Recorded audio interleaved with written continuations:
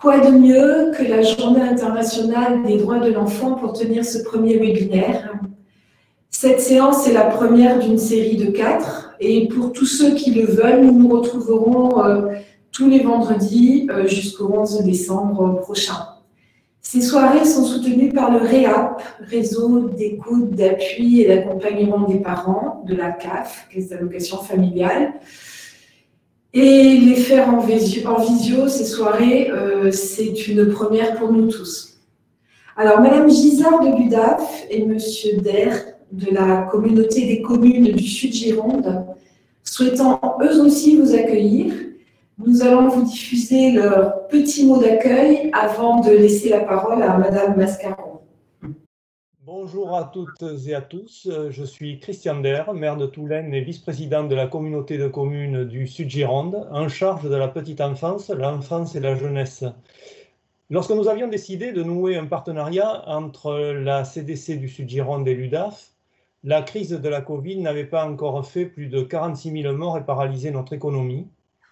Et suite à plusieurs rencontres, nous avions projeté d'entreprendre en commun une action de soutien à la parentalité dans le Sud-Gironde, dans la continuité de notre soirée des Carmes sur le harcèlement en partenariat avec la Ligue de l'enseignement. Une journée de conférence sous le patronage de la CDC était donc prévue avant l'été, mais le confinement est passé par là, et cette journée a dû donc être déprogrammée. Mais c'est mal connaître notre faculté d'adaptation, et je remercie et félicite l'UDAF pour sa réactivité et sa capacité à pouvoir organiser cette journée des familles sous la forme de 4 soirées thématiques en visioconférence. C'est donc avec grand plaisir que nous vous convions à nous retrouver durant 4 vendredis pour échanger avec une intervenante professionnelle de terrain. J'espère que l'on pourra se retrouver dans le courant de l'année 2021 pour une nouvelle conférence en Sud-Gironde dans une salle bien remplie et sans masque. Je vous souhaite à toutes et à tous une bonne soirée d'échange. Bonsoir à toutes et tous. Je suis Gisa Gisard, vice-présidente de l'UDAF de la Gironde, en charge de l'institution et référente de la commission parentalité. L'UDAF est une union d'associations qui rassemble des associations familiales du département, qu'elles soient rattachées à une fédération nationale ou qu'elles soient simplement locales. La commission parentalité, depuis plusieurs années, organise des journées des familles. Et donc, dans le cadre de la territorialisation de l'UDAF, qui a ouvert une maison des familles depuis un petit peu plus d'1 an sur Langon, nous avons souhaité, en partenariat bien sûr avec la communauté de communes, mettre en place une journée des familles à Langon. Malheureusement, nous avions prévu cette journée fin mars, qui a dû être évidemment repoussée, et puis la seconde qui était fin novembre, donc qui doit être annulée également. Et c'est comme ça que nous nous sommes reconvertis vers 4 soirées parentalité, donc sur les 4 semaines qui viennent. Voilà, et donc le thème général, c'est toutes ces questions que l'on se pose sur nos enfants et petits-enfants. Car être parent ou grand-parent, c'est parfois se sentir un peu dépassé par les comportements de nos enfants et de nos petits-enfants. Et afin de trouver des outils, des réponses, d'échanger entre parents et professionnels de la petite enfance, nous avons proposé donc ces soirées. Il y aura donc 4 soirées avec 4 thèmes différents. La première soirée, donc, construire les liens d'attachement, un défi parental. Ensuite, une soirée sur l'autonomie que nous avons intitulée « Favoriser l'autonomie entre prise de risque et sécurité ». La troisième, opposition et crise.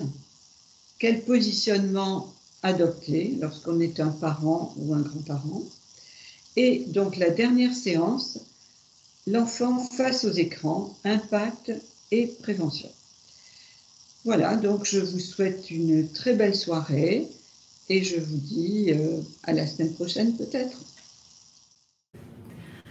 Durant l'intervention de Mme Mascaro, vous pourrez vous poser vos questions par chat. Il y a un petit onglet questions, ça a été échangé déjà tout à l'heure par écrit. Elles lui seront transmises en fin de séance et elle y répondra. Voilà. Bonsoir Madame Mascaro. Merci à vous de nous avoir suivis dans cette aventure. Vous êtes psychologue clinicienne, psychothérapeute, et ce soir, votre intervention porte sur le thème « Construire le lien d'attachement, un défi parental ». Voilà, merci à vous. Merci. Merci.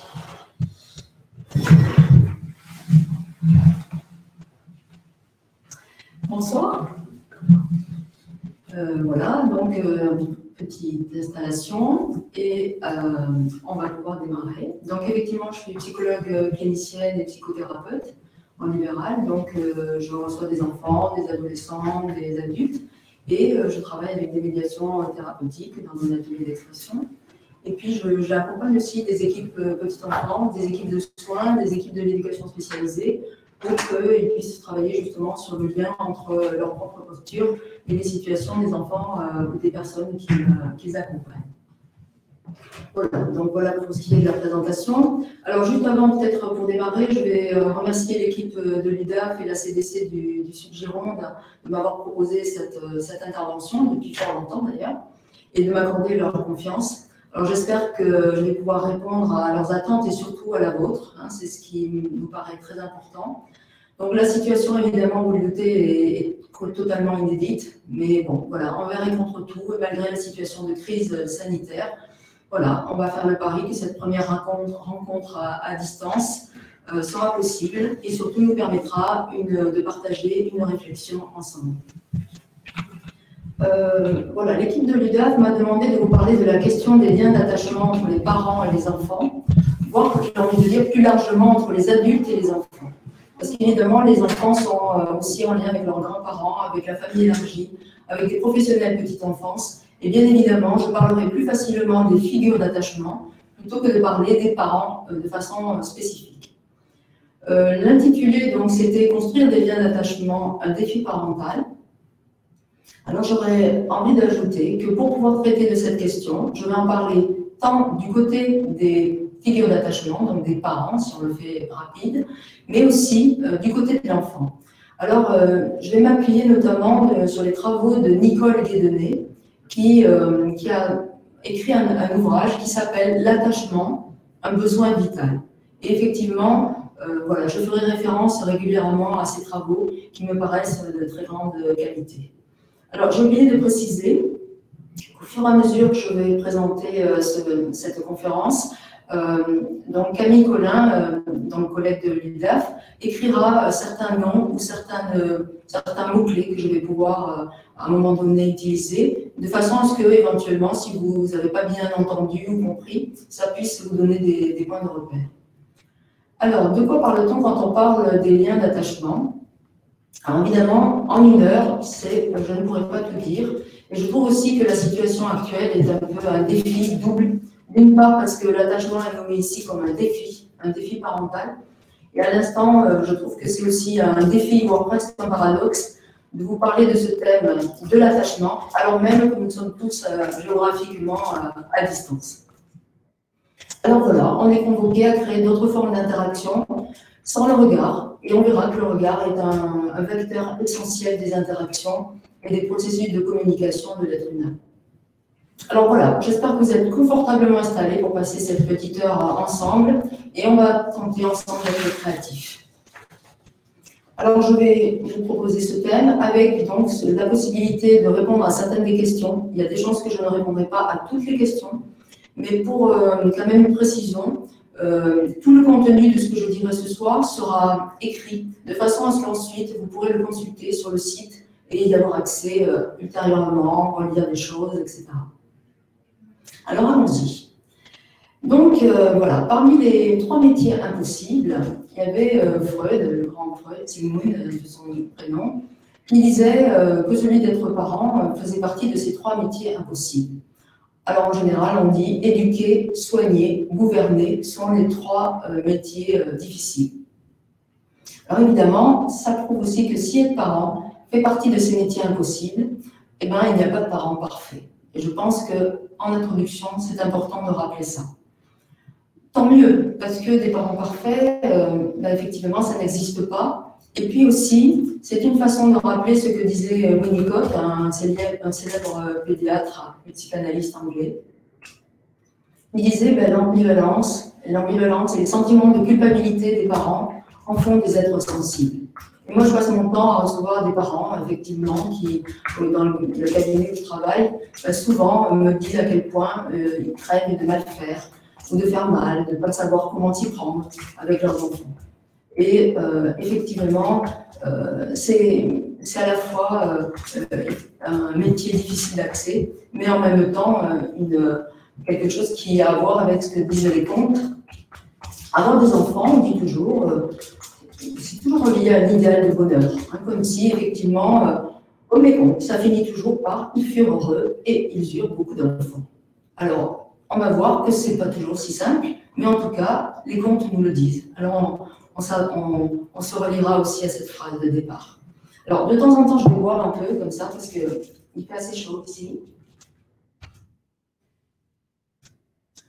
Donc, aujourd'hui, le nombre d'enfants par famille est plus restreint qu'au siècle précédent, mais n'empêche que la question du lien parent-enfant est toujours prioritaire. C'est toujours une question centrale. Je l'entends énormément de parents qui s'interrogent sur la qualité de la relation qu'ils ont avec leurs enfants. Alors, Covid ou pas Covid, peut-être qu'encore plus avec la crise sanitaire d'aujourd'hui, la question du lien parent-enfant est vraiment essentielle. Je crois que chacun en sait quelque chose quand on entend les témoignages de ce qui a pu se passer pendant le premier confinement, avec les aspects positifs et négatifs, et ce qui peut se jouer encore aujourd'hui dans cette nécessité absolue que ce lien puisse avoir lieu, et en même temps, la difficulté que ça représente. Donc, je ne vais pas tout vous dire, et je ne vais surtout pas tenter de vous transmettre c'est comme ci ou comme ça qu'il faut faire. Je ne tenterai pas de trouver des solutions, parce qu'il n'y a pas de solution. Par contre, je vais essayer de vous transmettre des notions de repères, des repères de base, pour comprendre de quoi parle-t-on quand on parle d'attachement, et plus largement des interactions entre les parents et les enfants. Ça sera donc, je ne vais pas effectivement tenter de répondre à toutes les questions, mais je vais essayer de plutôt vous donner ces repères pour, ensemble, qu'on puisse ensuite partager un certain nombre de questionnements que vous pouvez avoir. Alors, pour pouvoir aborder la notion d'attachement, j'ai choisi en fait de faire comme si je racontais une histoire. En fait, avant de parler de l'attachement à l'enfant, encore faut-il peut-être parler du désir d'enfant. C'est-à-dire, qu'est-ce qu'il se passe depuis le désir d'enfant jusqu'à l'enfant réel. Parce que vous verrez que cette notion de ce chemin de la préhistoire de la vie de l'enfant est un point essentiel. Alors, on sait que la notion de désir, c'est le moteur de l'existence. C'est-à-dire, s'il n'y avait pas de désir, il n'y aurait pas de vie. Alors, quand on associe la notion de désir, cette notion-là, à la notion d'enfant, évidemment, ça fait le désir d'enfant. Et ce désir d'enfant, il pourrait être relié à un certain nombre de situations, comme il peut y avoir énormément de motifs qui font que le désir d'enfant est nommé. Alors, comme ça, je vais citer Monique Bidlowski, qui est quelqu'un qui avait écrit un ouvrage qui s'appelait « Désirer un enfant » ou « Enfanter d'un désir ». Désir du couple, désir de prolonger sa vie, désir de renforcer son couple, désir de le faire évoluer, désir social de faire comme tout le monde, désir de faire un cadeau à son partenaire, désir pour poursuivre la lignée familiale, désir pour porter l'avenir patrimonial, le désir de continuité, le désir de se réaliser à travers la maternité. On pourrait citer plein d'exemples et parfois, bien évidemment, il y a plusieurs désirs possibles. Alors, est-ce que les parents attendent trop de leur enfant? En tout cas, ce qui est très important de rappeler, je vais résumer ça. Récemment, j'ai eu une émission que je vous conseille d'ailleurs parce qu'elle est toute récente, dans une émission sur France Inter avec le journaliste Ali Rebéi, dans Grand Bien vous fasse, ou une pédopsychiatre dont vous retrouverez les coordonnées sur le site puisque je les ai indiquées, et un psychologue était invité pour parler justement de cette question du désir que les parents ont pour leurs enfants, pour leurs adolescents. Et effectivement, a été souligné que la question centrale, c'est comment concilier les écarts qu'il peut y avoir entre les vœux des parents, des hyper-parents. Aujourd'hui, les parents sont à fond avec l'idée de favoriser le devenir le mieux possible pour leur enfant. Et il s'agit de voir comment on peut concilier ces écarts entre les vœux des parents pour le devenir de leurs enfants et aussi laisser les enfants devenir ce qu'ils sont.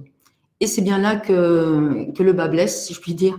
C'est-à-dire comment désirer pour eux, parce que c'est essentiel. Un enfant qui ne serait pas désiré par son parent ne peut pas grandir.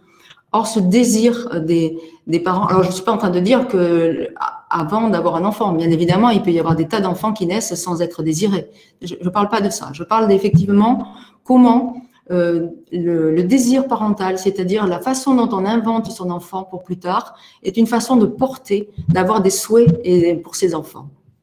Donc ça, évidemment, c'est très important. Mais comment désirer pour eux, c'est essentiel, mais en même temps, comment respecter leurs choix. Chaque parent souhaite le bien, le mieux pour son enfant et prend le risque, parfois, souvent, ça arrive aussi, d'avoir de tellement grandes ambitions parentales que ça pourrait freiner l'affirmation de leur enfant. Donc, c'est complexe, l'être humain est complexe, il doit pouvoir sentir le désir, le soutien des parents, cet enfant, et en même temps, pouvoir avancer à sa façon. Alors, on reviendra sur ce thème, bien évidemment. Donc, la question du désir d'enfant renvoie à ce lien avec le narcissisme des parents. C'est-à-dire, on est heureux d'avoir des enfants, on en fait toute une histoire, mais c'est aussi notre Serge Leclerc, qui est un autre psychanalyste, disait que c'était le narcissisme des parents qui renaît. Comme si on retrouvait la propre image de soi à travers la façon dont on a un enfant, la façon dont on le regarde, la façon dont on l'investit. Alors, bien sûr, chacun va devoir accomplir un long chemin. Chacun d'entre nous accomplit ce chemin. En gros, nous sommes tous des héritiers. Alors, il y a ceux qui ont de la chance qui héritent d'une fortune, mais globalement, on hérite toujours de l'image première que les parents voulaient que l'on soit. Or, forcément, il y a toujours un écart entre ce que le parent voudrait et la réalité de l'enfant qui arrive.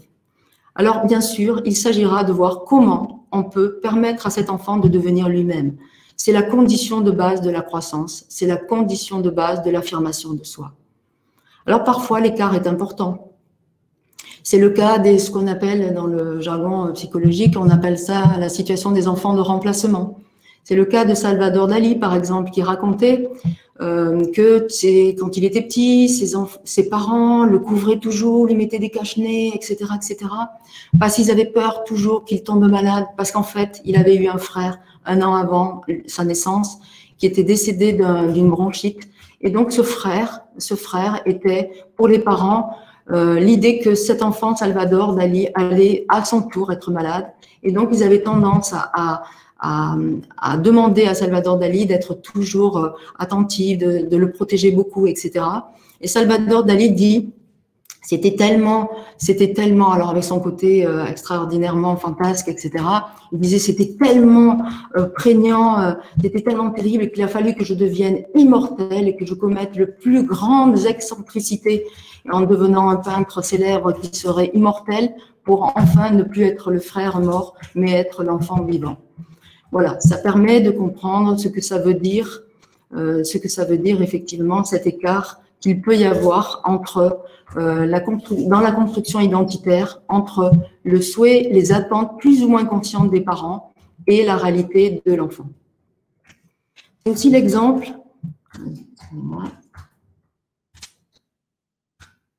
j'ai eu un exemple comme ça d'un monsieur qui est venu consulter parce qu'il avait de grandes difficultés avec son petit garçon. Il n'arrivait pas à entrer en relation avec son bébé. Il disait, c'est mon bébé, mais je n'arrive pas à entrer en relation avec lui. Et petit à petit, au cours du travail thérapeutique que l'on a pu faire, on a peu à peu découvert que ce monsieur, dans son histoire et dans sa culture et dans son héritage culturel, il était de bon ton d'avoir plutôt des garçons.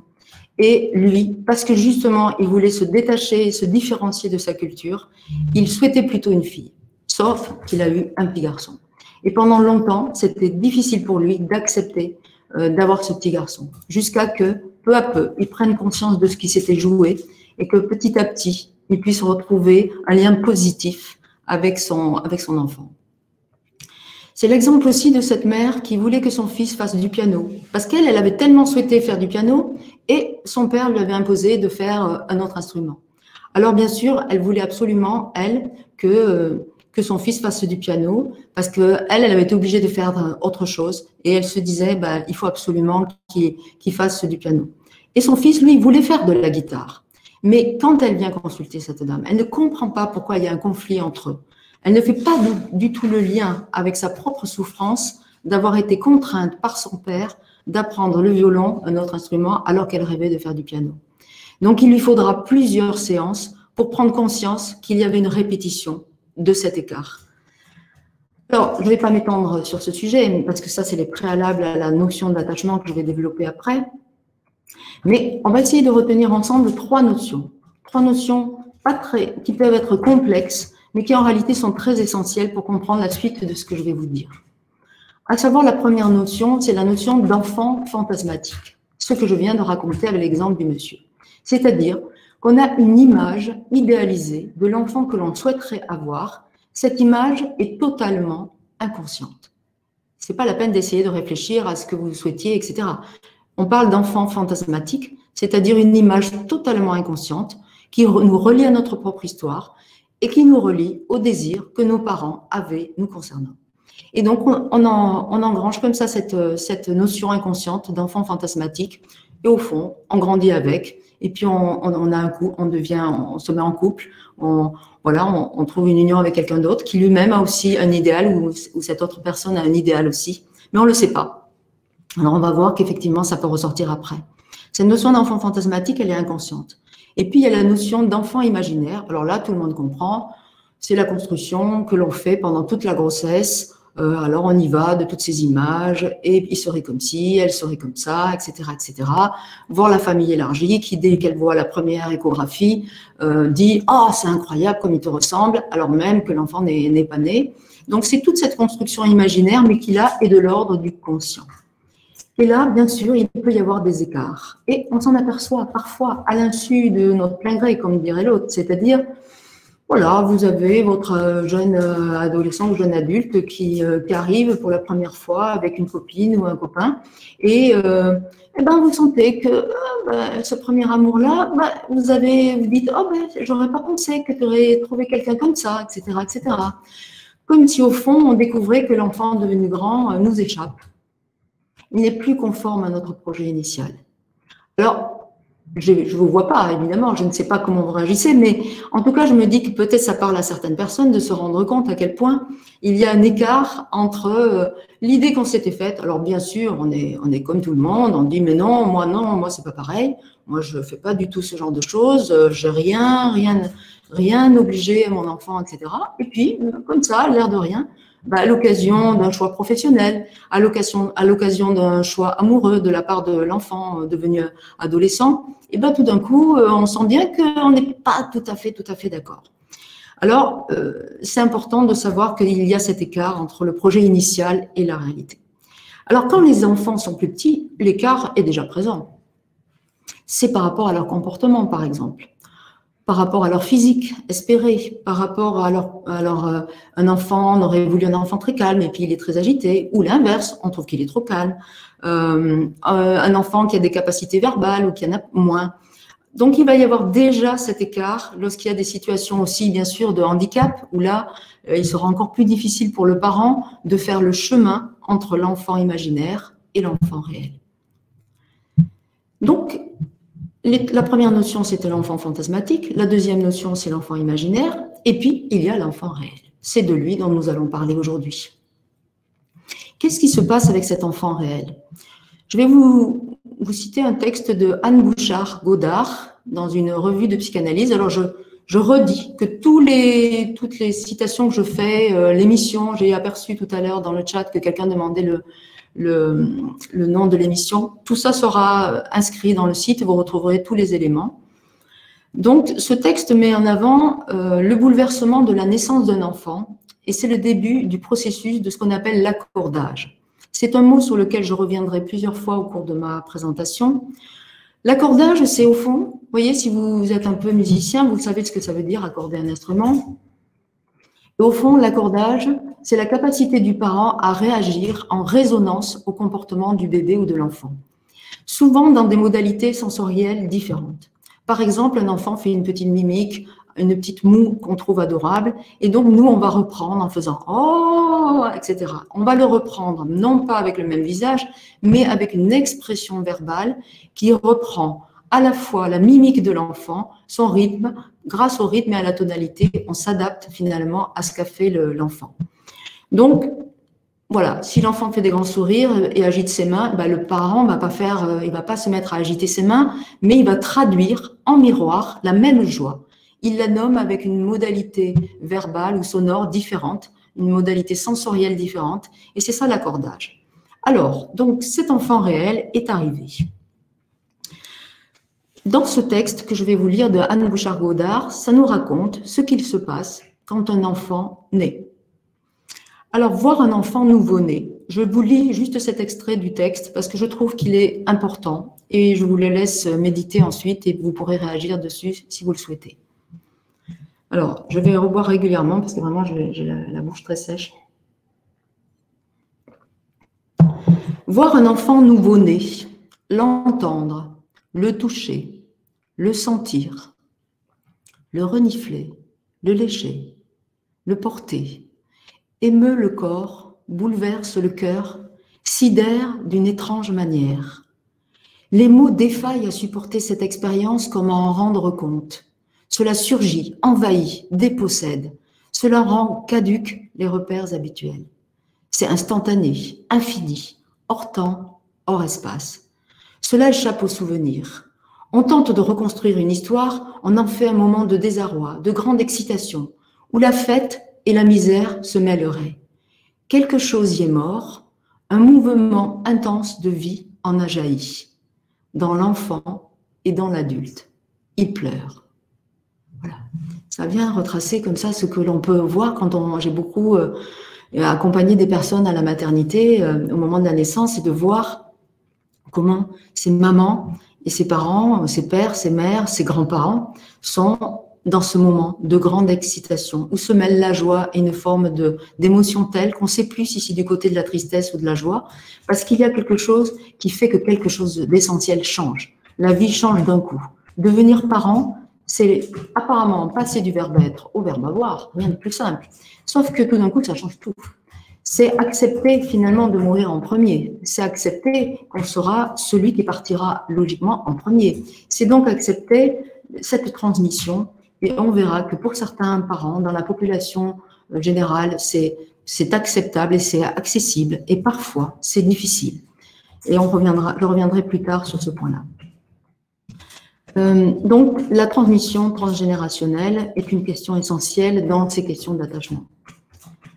Donc, pour écrire la suite de l'histoire, une grande histoire naît. Un enfant est là, celle de la rencontre entre parents et enfants, avec tous les versants positifs, mais aussi tous les versants complexes que cela peut représenter. On n'est pas tous égaux dès le départ, hein, même si on pourrait nous faire croire que c'est simple, que c'est accessible et facile, ce n'est pas le cas. Donc, chacun peut en avoir fait l'expérience, et puis ce n'est pas le cas parce que ce n'est pas toujours pareil d'un enfant à l'autre. C'est important de prendre en compte le contexte de vie personnelle, le contexte de vie amoureuse, relationnelle, mais aussi socio-économique, les événements qui peuvent avoir lieu. Alors, on va développer maintenant la théorie de l'attachement. Je vais le faire en plusieurs points.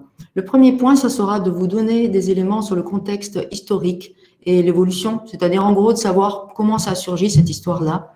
Et puis ensuite, je vous parlerai de l'attachement vu du côté du bébé, puis ensuite l'attachement vu du côté du parent, de façon à ce qu'on puisse repérer à peu près comment ça marche.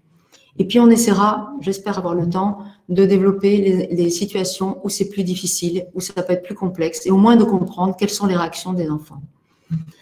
Alors, le contexte historique et l'évolution de cette approche. Au départ, Freud, donc, que j'ai cité au début, avait dans l'approche psychanalytique, hein, vous connaissez que ce personnage est le ponte de la psychanalyse, donc l'approche psychanalytique mettait en avant que le désir de la relation du bébé avec son environnement s'étayait, c'est-à-dire s'appuyer sur le besoin. Qu'est-ce que ça veut dire? En gros, c'est assez simple en fait. L'enfant, il a faim, il est nourri. Et comme vous le savez tous, quand on le nourrit, a priori, on le tient dans les bras, on le câline, on s'adresse à lui, on le regarde, on lui fait des petits bisous, etc. Et donc très rapidement, l'enfant comprend très vite qu'il y a une prime de plaisir à la faire. Je suis nourri, j'ai mon ventre plein, tout va bien, mais ce qui est plus que tout, c'est que j'ai une prime de plaisir. Et donc, très vite, ce qu'il se passe, c'est qu'à un moment donné, le bébé comprend qu'il a le pouvoir de retrouver ce lien, même lorsqu'il n'a pas faim. Voilà, progressivement, c'est comme ça que naît le désir, indépendamment de la satisfaction du besoin, et de ce désir naît la demande. Tout le monde a fait l'expérience. L'enfant, vous venez de le nourrir, tout va bien, il est changé, c'est parfait, etc. Et bien sûr, voilà-t-il pas qu'il se remet à pleurer, qu'il hurle, etc. Et le parent se dit, mais qu'est-ce qu'il veut? Comment je peux comprendre? Et bien l'enfant, il a très bien compris que ça serait pas mal si vous continuez à le prendre dans vos bras parce qu'il y avait ce petit plus. C'est comme ça que l'enfant entre dans la communication. Il prend conscience de son pouvoir, mais aussi de sa petitesse. C'est-à-dire qu'il comprend à ce moment-là, pas intellectuellement, mais il sent qu'il est dépendant de l'autre. Donc, il commence par un sentiment comme ça. Au départ, l'enfant, il est quand même tout puissant. C'est-à-dire qu'au tout début de la vie, dans les premiers mois de la vie de l'enfant, l'enfant est tout puissant. C'est-à-dire il est omnipotent, ce qu'on appelle. C'est-à-dire, au fond, le lait arrive, c'est sans doute moi qui me suis accordé le lait tout seul. Tout se passe comme si c'était lui, par lui-même, qui s'accorde la réponse à lui-même. Il n'a pas le sentiment que c'est un autre qui lui donne.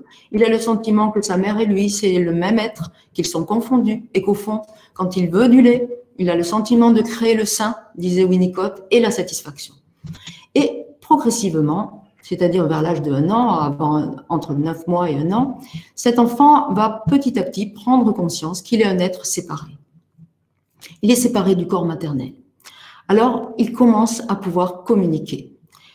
Alors, il communique dès le début, mais en tout cas, il va entrer dans le désir de communication, puisqu'il faut d'abord être séparé. Communiquer, vous savez que je vous rappelle en passant que communiquer, ça veut dire mettre en commun. Donc, pour pouvoir communiquer, il faut être séparé. Si on est confondu, il n'y a pas besoin. La question ne se pose pas. Donc, quand l'enfant prend conscience qu'il est séparé de l'autre, évidemment, il va commencer à vouloir communiquer. Il va commencer à être en relation avec l'autre. Alors, cette approche de Freud, elle est importante, mais elle n'est pas suffisante. Par exemple, on va comprendre petit à petit comment on va aller vers cette autre approche théorique qui est l'attachement. Parce que, par exemple, Edgar Morin, qui est un autre penseur, qui disait « c'est par nos dépendances qu'on accède à l'autonomie ». Qu'est-ce que ça veut dire? Ça veut dire que quand on est tout petit, il faut vivre ces dépendances, il faut qu'on ait la chance de vivre des dépendances à nos figures d'attachement. Il faut qu'on vive ces dépendances pour un jour accéder à l'autonomie. Et si on ne vit pas ces dépendances initiales, à un moment donné, on va être tout le temps en recherche de ces dépendances. Donc, cette sécurité de base va être recherchée dès le départ. C'est ce qui est la base pour la sécurité de l'enfant et la base pour son autonomie. Alors, on ne s'aventure pas dans la vie si on n'a pas bénéficié de cette dépendance. Plus on est dépendant de l'autre au début de sa vie, et plus on va devenir un être autonome qui va s'affranchir des attentes des autres et qui peut s'accomplir et développer une bonne estime de lui-même. Donc, gardons ça pour comprendre comment l'autre approche que je vais donner, qui est complémentaire, la théorie de l'attachement, souligne ça. Donc, après Freud, il y a eu, Freud était finalement au XXe siècle, a été celui qui a fait une révolution par rapport à l'invention de la psychanalyse. Et il y a un autre auteur qui s'appelle John Bowlby, qui est donc le fondateur de la théorie de l'attachement, qui, lui, a permis de comprendre une autre approche qui est complémentaire à celle de Freud. Donc, comment il a compris ça? Il a compris notamment les choses en s'appuyant sur des observations qui étaient faites par d'autres chercheurs, d'autres professionnels de l'enfance à cette époque-là, notamment Spitz, qui avait observé les enfants dans les moments où la séparation d'un jeune enfant avec son environnement va être source d'une détresse immense.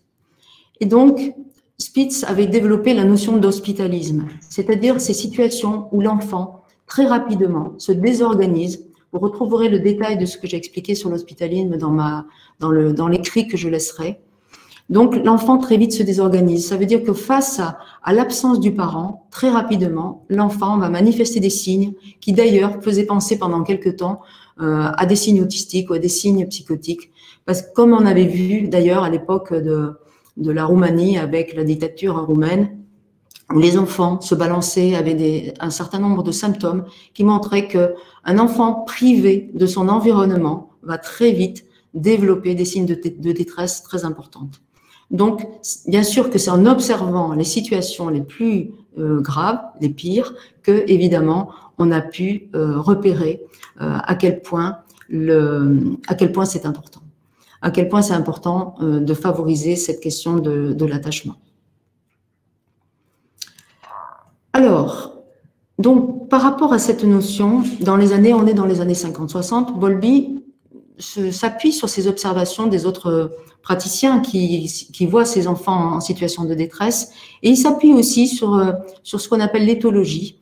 En éthologie, c'est l'observation des animaux, et il y a notamment une théorie bien connue, qui est la théorie qui a été développée par Konrad Lorenz, qui développe la théorie de l'empreinte. C'est-à-dire que, grosso modo, c'est l'histoire des petites oies, c'est-à-dire Konrad Lorenz, il fait en sorte qu'au moment où à la sortie de l'œuf, les petites oies naissent et elles n'ont pas leur mère. Donc, il se met à la place et très vite, les petites oies vont le suivre à lui. C'est la théorie de l'empreinte. Le petit animal va s'attacher au personnage, qu'il soit un humain ou un animal, qui va s'occuper de lui.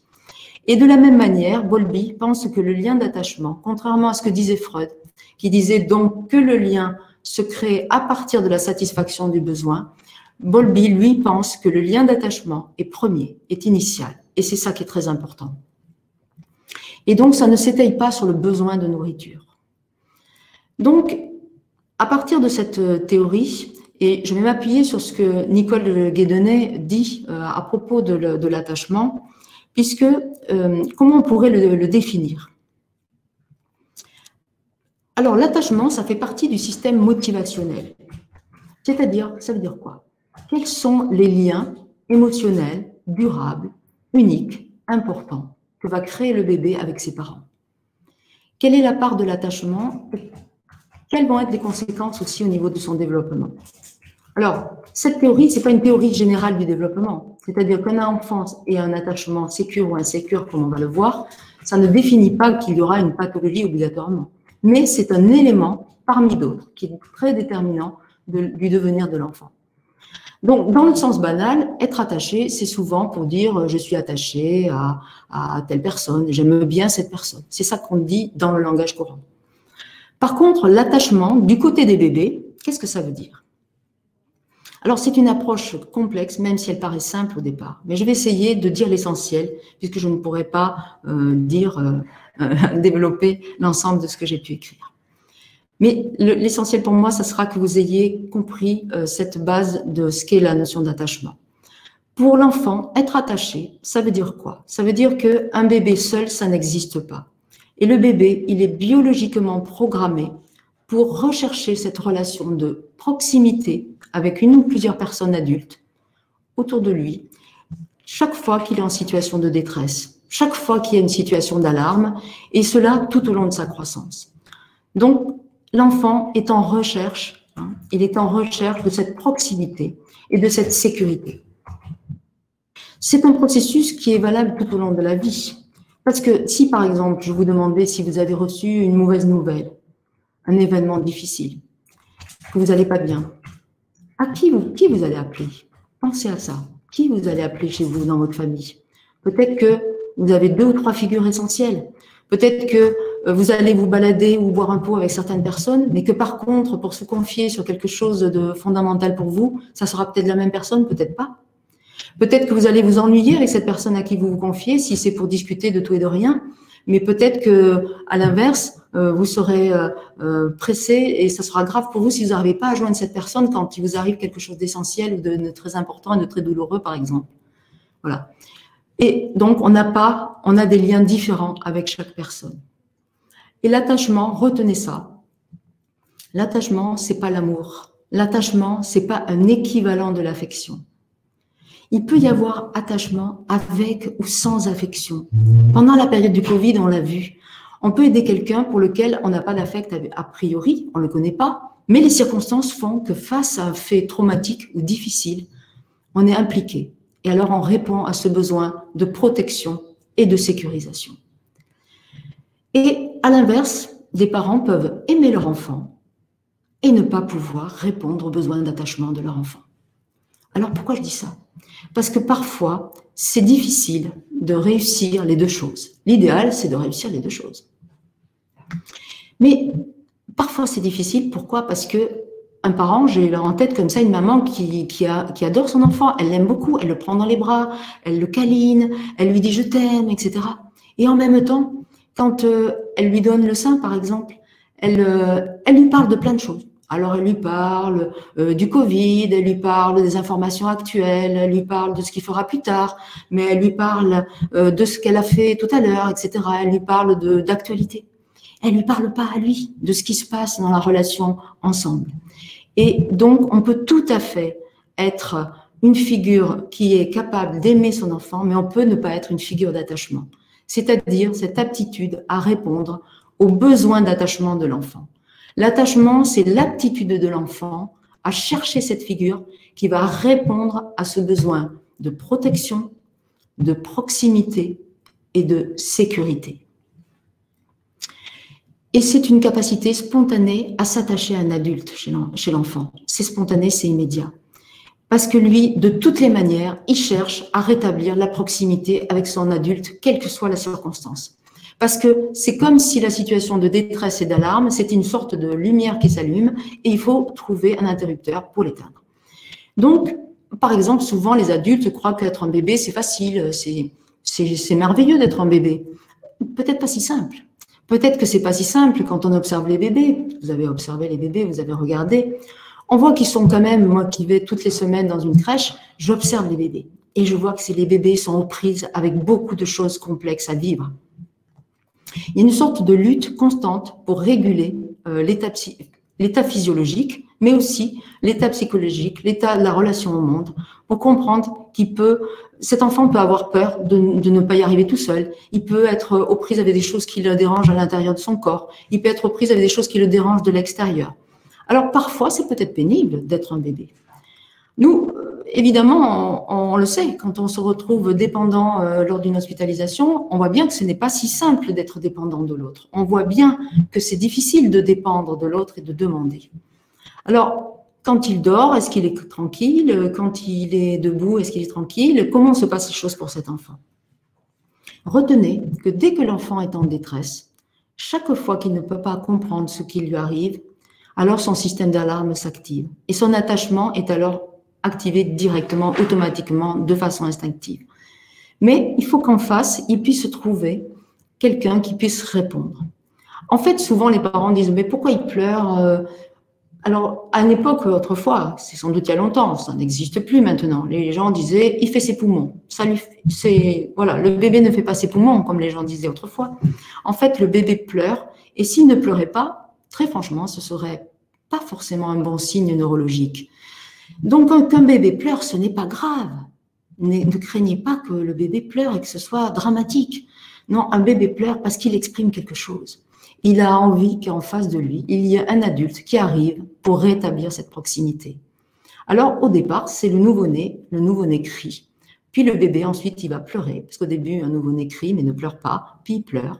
Et progressivement, il va développer tout un tas de patterns, ce qu'on appelle, c'est-à-dire de systèmes de comportement, pour essayer de raconter ce qui lui arrive. Alors, vous connaissez les bébés koalas, les bébés qu'on appelle timbre-poste, parce qu'ils s'accrochent à vous tout le temps. Ils ont entre 12 et 18 mois et ils vous suivent partout. Vous ne pouvez rien faire, c'est tout juste si vous allez pouvoir aller aux toilettes ou aller à la salle de bain. Il faut calculer les 3 minutes qui vous restent pour y aller. Donc, Le bébé, au départ, c'est d'abord l'adulte qui va vers le bébé. Parce que le bébé pleure, c'est sa façon à lui de dire « Oh, oh, viens donc me retrouver ».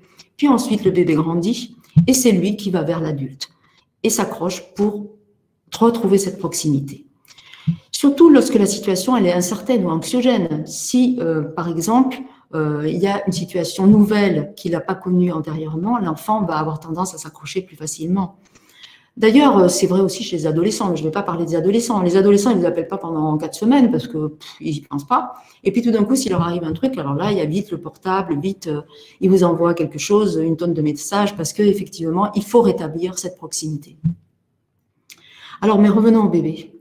Donc, si le parent ne répond pas, alors l'enfant va plonger dans son répertoire et peut utiliser aussi le regard. Est-ce que vous avez déjà résisté au regard d'un bébé? Généralement, on ne résiste pas très longtemps, parce que le bébé a cette capacité. Je disais au début que nous étions loin des regards. Moi, j'imagine vos regards, mais je ne vois rien. Mais donc, j'imagine qu'effectivement, le regard, c'est vraiment essentiel pour la relation. On en sait quelque chose aujourd'hui, il ne nous reste plus que le regard derrière nos masques. Alors, qui peut résister au regard d'un bébé? Un bébé, il a la chance d'avoir des yeux qui sont à peu près, à peine, il a la taille pratiquement, l'enfant les yeux, disons, c'est l'organe qui va juste se multiplier par 3, alors que le corps se multipliera par 20. Donc, l'enfant a un regard agrandi, qui fait que par rapport à ce regard agrandi, on est beaucoup plus sensible. On a une forme d'empathie, de sensation on est séduit par l'enfant, par sa petitesse. Parce que dès qu'on voit un enfant petit, comme quand on voit un tout petit animal, on a tendance à dire « Oh, oh, comme il est mignon », etc. Et de suite, on a effectivement cette tendance à répondre à la demande d'attachement du bébé. Autrement dit, l'enfant a des comportements qui permettent de capter l'attention de l'adulte, comme s'il lui disait « Je ne te lâcherai pas tant que je n'ai pas ton réconfort ». Alors, en général, l'adulte est tout à fait capable de donner ce réconfort, mais tout le monde ne peut pas le faire. Il y a interaction entre ce que fait le bébé et ce que fait l'adulte, mais ce n'est pas toujours aussi simple. Alors, au départ, on a dit que ce système motivationnel d'attachement, c'était lié à la survie de l'espèce. Effectivement, historiquement, si on reprend les choses à la base et si on remontait au temps préhistorique, on dirait que c'est pour garantir la survie de l'espèce. En fait, un bébé est programmé biologiquement pour s'attacher à un autre parce qu'il s'agit de maintenir la survie de l'espèce. Parce que s'il n'y avait pas d'attachement, il n'y aurait pas de relation, il n'y aurait pas d'enfant qui peut grandir. Et un enfant qui grandit dans de bonnes conditions va devenir à lui, à son tour, quelqu'un qui pourra donner la sécurité à un autre enfant. C'est comme ça qu'est garantie la survie de l'espèce. Alors ça, c'est l'approche évolutionniste, mais on n'est plus au temps préhistorique. Par contre, ce qui vient toujours du plus profond de nous-mêmes et du plus profond de nos origines d'humains, c'est justement ce qui relève de ces interactions à la fois les plus sophistiquées, on verra qu'effectivement elles sont très sophistiquées, ces relations et ces interactions entre le bébé et son parent, et qu'en même temps, elles sont aussi empreintes d'éléments physiologiques et biologiques. Donc, ce besoin d'attachement répond aux nécessités pour l'enfant de grandir. Et la réponse de l'adulte, quand elle est optimale, elle favorisera le développement de l'enfant, qui à son tour deviendra un enfant capable de répondre à un autre enfant et ainsi de suite, à ce besoin vital d'attachement. Alors, donc c'est la puissance du vivant qui est présente et c'est ça qu'il faudra essayer de retenir. Si on regarde l'attachement du côté des adultes, ça s'appelle le caregiving. Donc, je fais très attention parce que je sens qu'on m'a fait des signes cabalistiques sur le temps. Donc, je voudrais quand même aller au bout de la deuxième partie, c'est-à-dire sur l'attachement et le caregiving. On essaiera donc de comprendre parce que dans la théorie de l'attachement, l'enfant s'attache. Ça, on l'a compris. Quel que soit l'adulte qu'il est en face, que cet adulte soit bienveillant ou malveillant, de toute façon, l'enfant a besoin de s'attacher à quelqu'un. Il le fait de façon instinctive, il est équipé pour.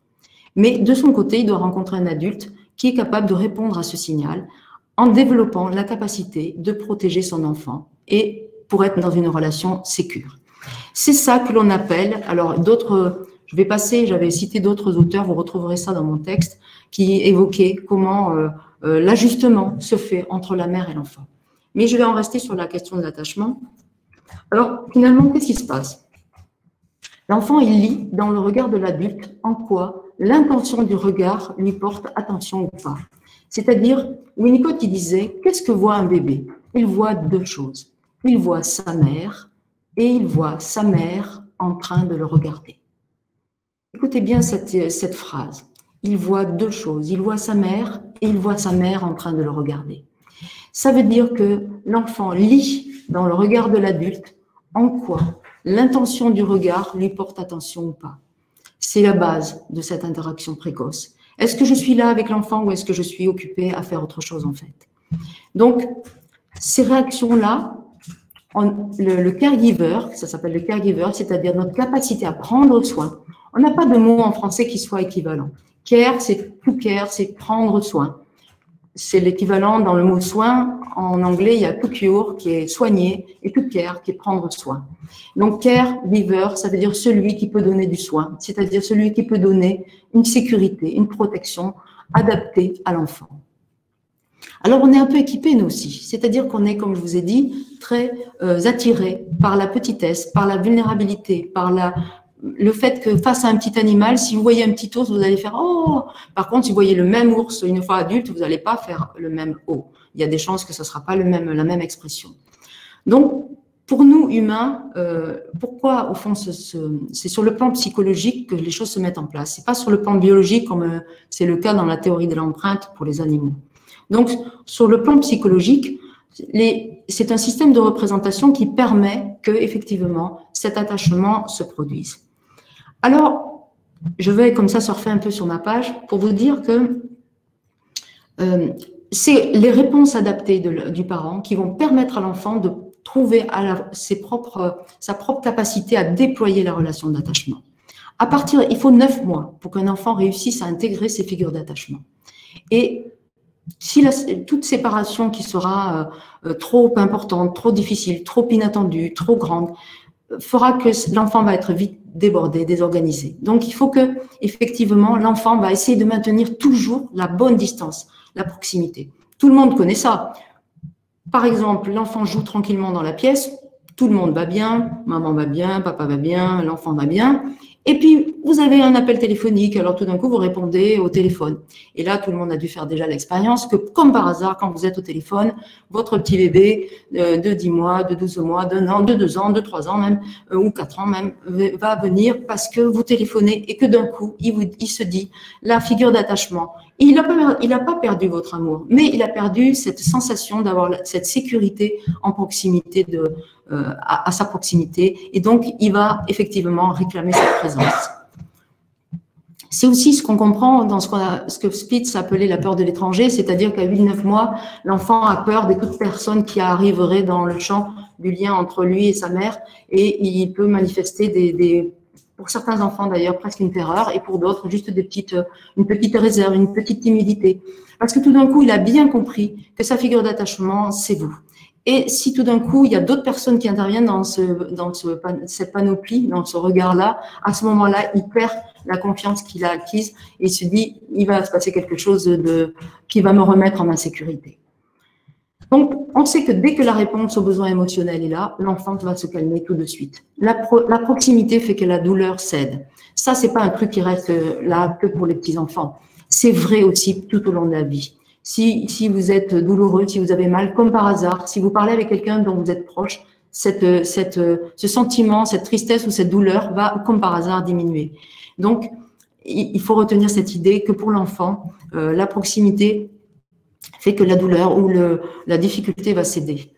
D'où le fait que ce n'est pas… Avant, on disait « Oh, il fait un caprice, puisque dès que tu t'es approché, il s'est arrêté. » Alors, on a l'impression que l'enfant n'avait pas vraiment mal, que c'était pas aussi grave que ça. Mais si, c'est pas un caprice, ça n'a rien à voir. C'est juste que cet enfant dit « J'ai besoin de consolation, de proximité retrouvée. » Et quand tu t'approches, ah ben là, ça va mieux. Donc, je peux m'apaiser. Donc, on parle souvent… donc, qui est la figure d'attachement? Souvent, la figure d'attachement, c'est le personnage qui a été là le plus durablement.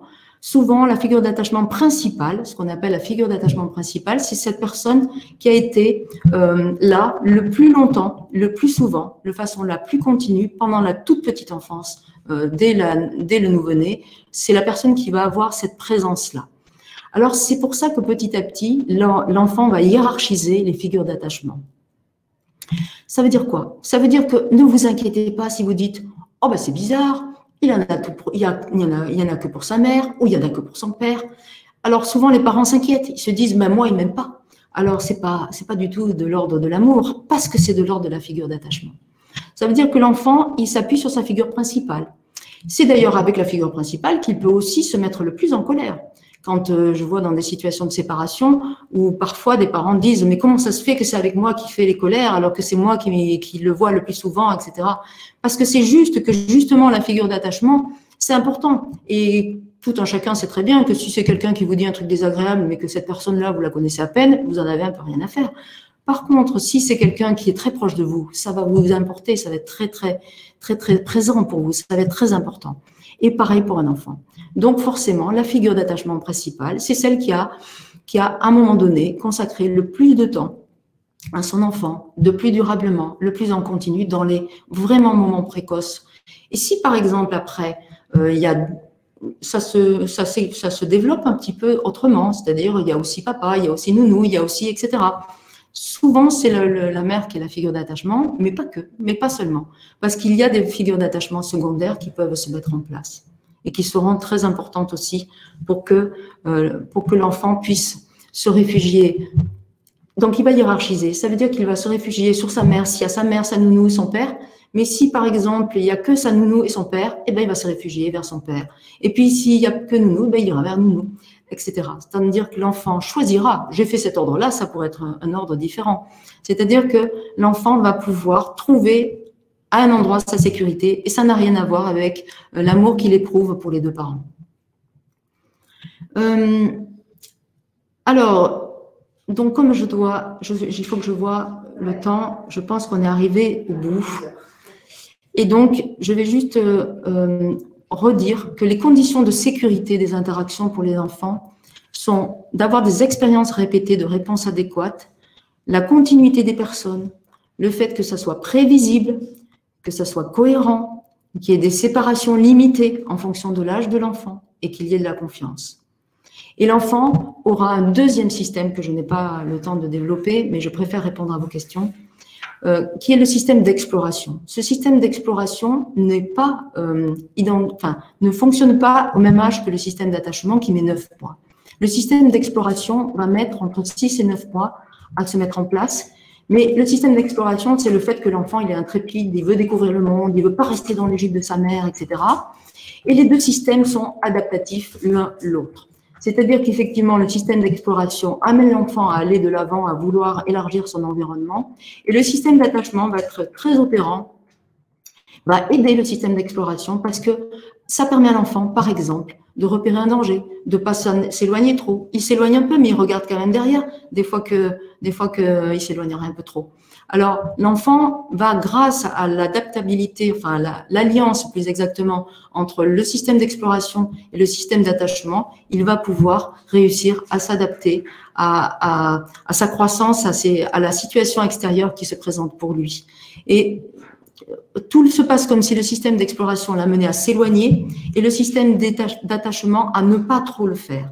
Alors bien sûr, il y a des enfants qui vont s'éloigner beaucoup de leurs parents et c'est justement les cas de figure où les enfants peuvent avoir une difficulté à faire ce réglage entre le système d'exploration et le système d'attachement. Alors, j'ai envie de prendre plutôt les questions, je ne sais pas, et de façon à ce que, voilà, il y a beaucoup d'autres choses que j'avais écrites, mais je n'aurai pas le temps d'aller au bout. Je voulais vous donner au moins ces éléments essentiels. Et puis, effectivement, vous dire que la vraie autonomie de l'enfant, ça sera le moment où l'enfant sait qu'il peut faire tout seul, mais qu'il peut aussi être aidé par quelqu'un et qu'il est en capacité de demander de l'aide. Et un enfant qui aura eu cet attachement, vous verrez dans le texte que je vais laisser, globalement, il y a 4 types d'attachement, mais il y a les deux principaux, c'est l'attachement sécure et l'attachement insécure ou évitant, qui fait que l'enfant va, plus particulièrement quand il a un attachement sécure, il peut ne pas être très content quand son parent disparaît de sa vue, qu'il est séparé, mais par contre, quand il va retrouver son parent, il va manifester du contentement, il va s'approcher de son parent et la relation va se nouer assez aisément. L'enfant se sent en sécurité. Alors que dans l'attachement insécure, quand la relation est plus difficile à mettre en place avec l'enfant, à ce moment-là, l'enfant peut avoir des comportements. C'est ces enfants qui veulent monter sur les bras, mais dès qu'ils sont montés sur les bras, ils veulent redescendre. Ils s'agitent beaucoup, ils crient, ils hurlent, et le parent ne sait plus trop comment le faire. Et effectivement, c'est des questions qui peuvent montrer qu'il y a un signal sur lequel il y aura un ajustement à faire, soit en aidant les parents, soit en accompagnant comment cette interaction peut s'améliorer. Parce que ce qui est important à retenir, et que je dirais comme ça en conclusion par rapport à ça, c'est la capacité de... C'est l'importance de penser que l'attachement insécure, c'est-à-dire quand les enfants ont des vraies grandes difficultés dans cette relation d'attachement, ce n'est qu'un élément et ce n'est pas une pathologie. Ce n'est pas quelque chose qui annonce un devenir noir et sombre. C'est important de comprendre que l'enfant a une plasticité extraordinaire, au niveau cérébral y compris, que l'enfant a une souplesse psychique et psychologique qui lui permet de s'ajuster, mais aussi, il ne faut pas lui en demander trop, mais on peut travailler sur les interactions et on peut favoriser la mentalisation de l'enfant, l'aider à communiquer, et les choses peuvent aller dans le sens de l'amélioration. Il n'y a pas comment dirais-je, de symptômes. La théorie de l'attachement n'est pas un signe que si ça se passe bien ou ça se passe mal, ça veut dire que c'est fichu pour eux. On n'a aucune idée du parcours qu'aura une personne, puisqu'en réalité, on peut juste voir que c'est un facteur. Ça peut être un facteur de risque, mais il doit être cumulé à d'autres facteurs de risque pour qu'éventuellement il y ait une grosse difficulté, même si, en même temps, je peux dire que l'attachement reste une fonction essentielle pour favoriser l'estime de soi, le devenir de l'enfant et son bien-être futur en tant que futur adulte. Voilà, donc il y a beaucoup de choses que je n'ai pas pu dire, mais bon, voilà, c'est le jeu qu'il fallait jouer. Donc je vais essayer de prendre les questions qui me sont posées. Alors, quelques questions. Tenez, merci. Je passe. Celle-ci a été un petit peu plébiscitée. Alors, l'auteur du livre sur l'attachement, alors il y a donc l'auteur que j'ai cité sur l'attachement, un besoin vital, c'est Nicole Guédenet. Donc, je pense que ça a été écrit dans le chat. Voilà, Guedeney. Voilà, Nicole Guédenet qui a écrit l'attachement, un besoin vital. Vous retrouverez toutes les différents, la classification de toutes les formes d'attachement de façon à pouvoir mieux préciser ce que j'ai essayé de vous dire ce soir.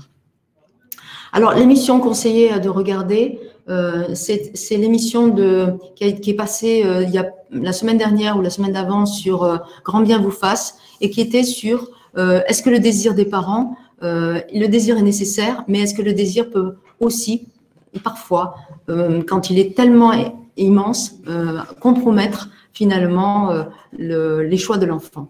Donc, c'était intéressant cette émission, et elle sera indiquée aussi sur le site. Alors après, moi, je peux remonter rapidement et vous la donner. Alors attendez, j'ai un petit souci de manipulation.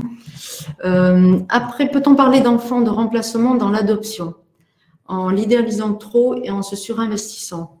Alors, c'est pas tout à fait comme l'enfant de remplacement, mais c'est une question intéressante parce que l'enfant de remplacement, c'est vraiment l'idée qu'il y a eu un enfant qui malheureusement est décédé et que l'enfant qui va naître après est un peu porteur de l'histoire qui le précède.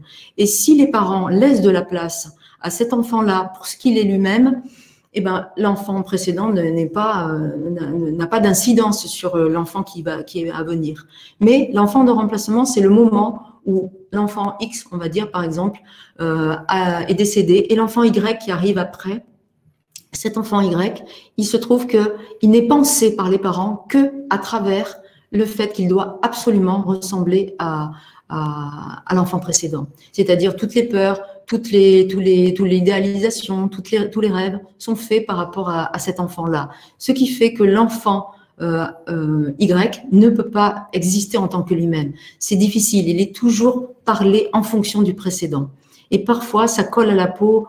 C'était l'époque où on mettait par exemple le même prénom pour le deuxième enfant, on lui donnait le même prénom à peine changé que l'enfant précédent. Donc, ça rend les choses plus difficiles par rapport à la théorie de l'attachement que je viens d'évoquer rapidement. Sur cette théorie-là, on peut comprendre que quand il y a, comme dit Nicole Guédonnet, des fantômes dans le placard, c'est-à-dire quand il y a des histoires dans le parcours de vie qui ne sont pas résolues, qu'on n'a pas pu parler, qu'on n'a pas pu évoquer, qu'on n'a pas pu partager, parfois, ça peut avoir une incidence sur l'enfant suivant. Alors, c'est différent de ce que vous dites sur en l'idéalisant trop et en se surinvestissant. Peut-être que dans l'adoption, ce qu'on pourrait dire, c'est qu'il y a peut-être des hyper-parents. Les parents adoptifs sont souvent des hyper-parents. C'est-à-dire, ils ont tellement attendu, parfois c'est tellement le parcours du combattant, que quand ils ont un enfant, ils peuvent avoir cette situation du surinvestissement. À la fin de ma communication, vous verrez, j'ai parlé des 5 S. Dans les 5 S, il y a la surprotection. C'est-à-dire quand parfois, on attend tellement de réussir finalement à remplacer tout ce que cet enfant n'a pas vécu en essayant finalement de favoriser sa vie au maximum. Et parfois, peut-être, on peut lui en demander trop. Donc, bien évidemment, c'est pas tout à fait la même chose, mais c'est pas faux de dire qu'il peut y avoir un effet de ce que l'on a fantasmé, idéalisé sur l'enfant adopté, mais comme sur tous les autres enfants, en fait. Tout dépend de l'histoire de chacun. Je n'ai pas compris la différence entre l'enfant fantasmatique et l'enfant imaginaire. Alors, pour le faire très simple et très rapide, l'enfant fantasmatique, c'est chacun d'entre nous, on a été attendu plus ou moins, en tout cas, nos parents ont décidé, ont souhaité des choses pour nous. Quand on est un enfant, on intègre ces choses-là, on les mémorise, on les assimile. Et puis petit à petit, ça devient inconscient. On n'a pas forcément prêté attention à tout, donc on a refoulé des choses, mais finalement, on a construit une image inconsciente de l'enfant idéal. On l'a construit, mais on ne le sait pas. On n'en a pas conscience. Et par contre, donc, on n'a pas conscience. C'est pour ça que je disais que ça ressortait, en l'occurrence, quand tout d'un coup, on s'aperçoit qu'on n'est pas très content de ce qu'a fait l'enfant, ou comme ce père qui supportait pas que sa fille s'habille avec des piercings, avec elle ait des dreadlocks, etc. Parce que tout d'un coup, elle ne venait pas correspondre à son idéal fantasmé de j'espérais que ma fille ou mon fils ferait ceci, cela, etc. Mais ça, c'est la partie consciente. La partie inconsciente, c'est plus impalpable comme ça. C'est pour ça que c'est l'exemple du monsieur que je vous ai donné tout à l'heure, qui dans sa culture, a priori, c'était plutôt des garçons qui culturellement sont valorisés, et lui, il voulait une fille parce que justement, il voulait se séparer des stéréotypes de sa culture. Et finalement, son enfant fantasmatique, on va dire, c'était cet enfant fantasmé, cet idéal de cette petite fille qui allait changer un peu les choses par rapport à la culture. Et puis, il se rend compte qu'il ne comprend pas pourquoi il n'arrive pas à être en relation avec son bébé garçon. Et ce n'est que parce qu'on a fait un travail thérapeutique qu'il a compris et senti qu'il y avait des éléments inconscients qui étaient venus entraver la route de la rencontre avec son bébé. L'enfant imaginaire, c'est tout simplement ce que vous fabriquez pendant que vous attendez un enfant. C'est-à-dire tous les trucs que vous dites. Oh, ben voilà, ben, ce que vous souhaitez, mais ce que vous formalisez avec des mots, c'est-à-dire vous en parlez avec votre conjoint, votre conjointe, vous racontez, vous en parlez aux parents, etc. Vous y allez de vos... Et puis l'enfant imaginaire, ça disparaît pas comme ça à la naissance. Ça continue tout au long de la vie parce qu'on continue à faire des projets pour ces enfants. On dit, ah, ben j'aimerais bien que ça soit ça. Ou d'autres disent, l'essentiel, c'est qu'il soit heureux. D'autres disent, oui, mais j'aimerais bien quand même qu'il fasse pas n'importe quel métier, etc., etc. Donc l'enfant imaginaire, c'est la part consciente, c'est celle qu'on partage avec d'autres, qu'on évoque. Et l'enfant fantasmatique, c'est une notion plus impalpable, plus inconsciente, qui fait que parfois, on sent bien qu'on a du mal à être en relation avec un enfant parce qu'en réalité, on a un écart très important entre ce qu'on souhaitait au fond de soi, mais qu'on ne sait pas, et l'enfant qui est là. Alors, je ne sais pas si c'est plus clair comme ça, j'espère, mais je n'ai pas de retour. Très bien. Pouvez-vous également parler de l'adoption d'un bébé, comment favoriser l'attachement après l'abandon de bébé par ses parents biologiques Ah oui, c'est toujours autour de l'adoption. Alors, quand l'enfant pleure, il faut aller le voir. Alors oui, quand un enfant pleure, il faut aller le voir. Si c'est... Oui, parce qu'un bébé, bien évidemment, alors il y avait toute l'époque où on disait mais n'allez pas, attention, il va vite devenir, il va être tyrannique, etc., etc. Mais franchement, les tout petits bébés, quand ils pleurent, c'est qu'ils vous racontent une histoire, quoi. Ils vous racontent une histoire, ils vous disent bon, viens là, parce que là, je m'en sors pas tout seul, quoi. Il faut que tu fasses quelque chose. Alors bien sûr, par exemple, si un enfant est malade, il va être plus accroché à vous parce que quand il est en forme, il joue, etc., ça va. Puis là, quand il est malade, il a besoin de cette proximité absolue. Et donc, vous êtes la maman qui, vous ne le racontez pas à la psychologue que vous voyez dans la semaine, mais vous ne lui dites pas qu'en fait, vous avez dormi avec votre bébé, parce que ce bébé-là, ben, oui, eh ben, très très bien. Il est content parce qu'il est proche de vous, il s'endort, il va mieux, il se sent apaisé, et à ce moment-là, il s'apaise et il peut dormir tranquillement, même s'il est malade. Par contre, donc effectivement, on peut dire, allons voir le bébé qui pleure, allons s'approcher, alors même jusqu'à être avec lui, parce qu'il est malade et qu'il pleure et qu'il va très mal et que je dors avec lui. Par contre, si le lendemain, voilà, qu'il est guéri, qu'il n'a plus du tout de fièvre, que tout va très bien, et puis, comme ça, le maman, le papa continue des jours durant à garder son bébé toujours avec lui dans son lit. Et là, ça va pas aller, parce que le bébé, dès que vous allez le poser, il va pleurer. Mais là, c'est vrai que c'est vous qui avez créé quelque chose, une proximité qui était adaptée à un moment et qui ne l'est plus à un autre moment. Donc, du coup, effectivement, cette situation, elle est aller vers un bébé qui pleure pour essayer de comprendre un peu ce qui se joue, mais ne crée, voilà, alors c'est facile à dire et pas toujours facile à faire, mais attention aux situations que l'on crée qui font qu'après le bébé pleure, mais en fait, c'est nous qui lui avions favorisé le fait d'être tellement le bébé koala, le bébé timbre-poste, qu'après, bien évidemment, il pleure. Mais manque de peau, à ce moment-là, on lui dit non, ou alors on le garde, et alors là, c'est vous qui allez avoir de très mauvaises nuits, parce que effectivement, c'est vous qui allez avoir quelques difficultés à vous séparer après de votre enfant. Donc, bien sûr qu'on répond à ce qu'on essaie de comprendre et on essaie d'écouter. Et chacun fait ce qu'il peut parce qu'il n'y a pas de recette en la matière. Mais ce qui est certain, c'est qu'on ne peut pas laisser un bébé pleurer comme ça pendant X temps parce qu'à un moment donné, il perd les clés de ses émotions. Ma collègue de la conférence prochaine vous parlera des colères de l'enfant et ça sera en lien avec un élément qui sera sur le texte que j'ai écrit, dans lequel il y a des éléments qui vous expliquent le système émotionnel chez les bébés. Et le système émotionnel, il est très, très, très vite envahi par des tempêtes émotionnelles. C'est-à-dire qu'un enfant, toute la journée, il vit des choses qu'il ne comprend pas, sur lesquelles il ne met pas de sens. Et parfois, ces tempêtes émotionnelles, c'est tellement difficile à supporter qu'il lui faut un adulte qui est là pour l'aider à faire le tri. Donc, si tout d'un coup, on laisse un bébé trop longtemps face à quelque chose qui lui est arrivé au départ, il perd les clés du pourquoi il pleure, il ne sait plus. Alors, parfois, je le vois à la crèche, le bébé pleure, hurle, se roule par terre, etc. L'enfant est complètement rattrapé par ce qui le submerge. Et il suffit qu'une professionnelle décale, s'approche ou au contraire décale, c'est-à-dire se mettre à jouer avec quelque chose à côté. Et puis l'enfant se passe à autre chose. C'est comment aider un enfant à passer à autre chose au lieu qu'il s'enferme dans sa tristesse ou dans sa colère ou dans sa détresse et que petit à petit, il n'en sorte plus et qu'il perde les clés de comment réussir à retrouver l'apaisement par lui-même. Donc, un enfant qui a connu un premier attachement pourrait s'attacher à nouveau avec de nouveaux parents. Alors, oui. Un enfant, il crée des figures d'attachement. C'est la personne qui, comme je vous ai dit, assure le plus de continuité, de cohérence, de proximité à l'enfant et donc la sécurisation de la proximité.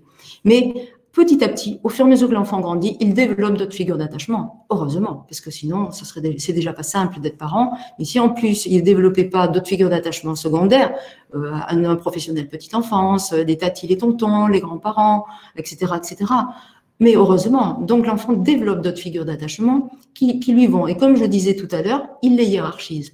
Il peut se dire, j'ai ma première, ma deuxième, ma troisième, etc., etc.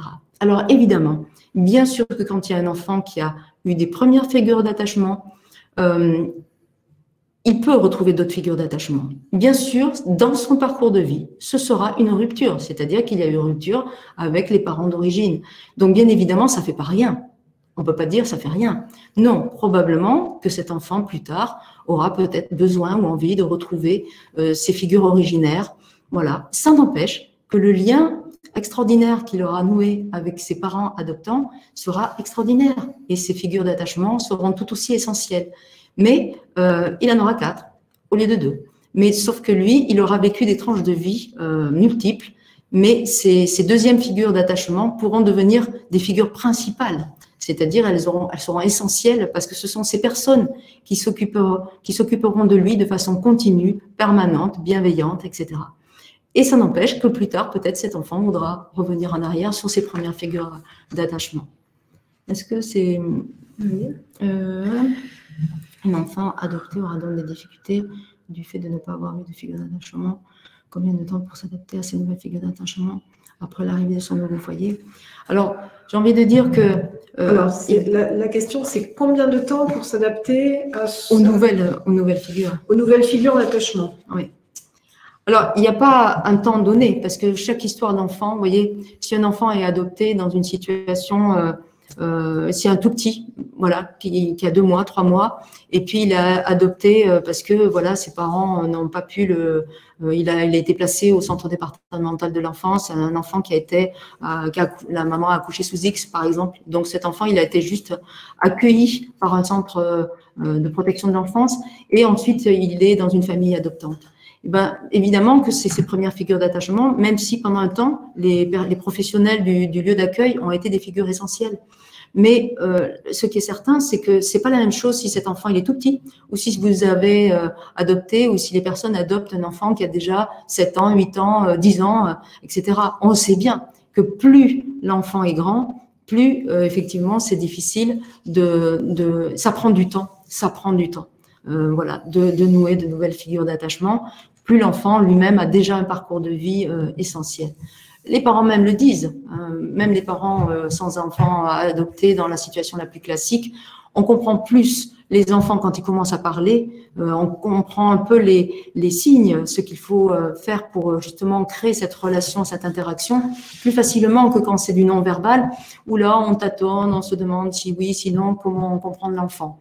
Mais en tout cas, voilà, partagez du temps avec les enfants, avec vos enfants, fabriquer des souvenirs, créer des souvenirs, profiter de ces temps un peu bizarres que nous sommes en train de vivre pour partager du temps avec vos enfants et aussi vous accorder de passer le relais à d'autres figures d'attachement, les grands-parents, enfin bien sûr on nous a dit qu'il fallait pas au début, mais faites-le parce que c'est important aussi d'avoir du temps pour se ressourcer soi et être du coup dans un caregiving adapté. Alors qu'évidemment, quand vous êtes fatigué, que vous avez 12 heures de travail, que vous êtes hyper énervé par plein de choses, vous allez peut-être pas être dans un caregiving très adapté. Vous allez peut-être pas répondre de façon très juste à votre enfant. Mais voilà, chacun fait ce qu'il peut. Mais c'est important de voir à quel point le passage de relais est essentiel et de passer du temps avec vos enfants. Est-ce que ce sera le mot de la fin, Madame Mascaro? Eh ben, je ne sais pas, je pense que c'est l'heure. Il est déjà 22h20 oui, passé. Donc je pense que ce sera le mot de la fin. Un grand merci à vous. Sincèrement, c'était une très belle intervention qui était très claire. J'espère que qui était très complète. Alors, les familles, vous pourrez retrouver Madame Mascaro, le replay de ce webinaire sur le YouTube de l'UDAF. Un grand merci à vous de nous avoir suivis ce soir. Nous vous donnons rendez-vous vendredi prochain à la même heure sur le sujet opposition et crise. Quel positionnement adapté? C'est un sujet qui sera traité par Catherine Lecourriard, qui est consultante en parentalité. Il est encore temps de vous inscrire pour ce second webinaire.